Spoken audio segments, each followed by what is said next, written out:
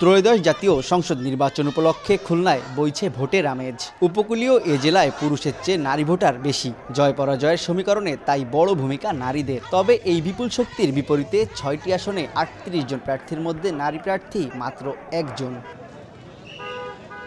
সংশ্লিষ্টরা বলছেন, কোনো সরকারই সীমিত কর্মসংস্থান আর নিরাপত্তাহীনতার বেড়াজালে বড় কোনো পরিবর্তন আনতে পারেনি। ফলে নানা প্রতিবন্ধকতায় এ নগরী আজও নারীবান্ধব হয়ে ওঠেনি। প্রতিনিধিত্ব করার জন্য একজন রিপ্রেজেন্টেটিভ লাগবে, তো সেই রিপ্রেজেন্টেটিভ যদি না থাকে তাহলে নারীকে রিপ্রেজেন্ট করতে পারবে না। তো সেক্ষেত্রে নারীরা তো পিছিয়ে থাকবে। পুরুষের চেয়ে নারীর সংখ্যা বেশি, কিন্তু সেই বেশি হওয়ার ক্ষেত্রেও আমরা দেখি না যে কোনো নারী প্রার্থী আসতেছে।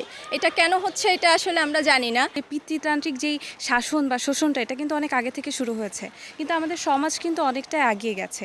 সেই সাথে কিন্তু নারীদের যে অধিকার বা যেই শোষণ থেকে তারা মুক্তি পাবে সেটা কিন্তু হয়নি।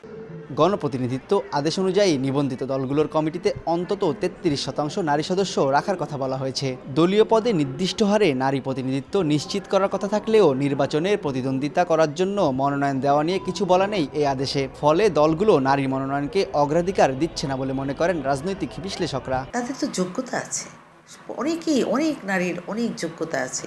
সেই যোগ্যতার জায়গাটাতে তাকে একটুখানি সুযোগ দেওয়া কিন্তু পার্টির কাছে আমরা আশা করেছি। খুলনার ৬টি আসনে মোট ভোটার ২১,০০,০০০। এর মধ্যে নারী ভোটার ১০,৫৪,৮৭৪ জন। তানজিম আহমেদ, সময় সংবাদ, খুলনা। রোগ জীবাণু সব জায়গায়, সারাদিন সাবধানে। বাচ্চারা সারাদিন প্রমিস রাখবে? অসম্ভব। এজন্যই ডেটলের নতুন প্রমিস, জীবাণুর বিরুদ্ধে ১২ ঘন্টার সুরক্ষা বলয়। ডেটল।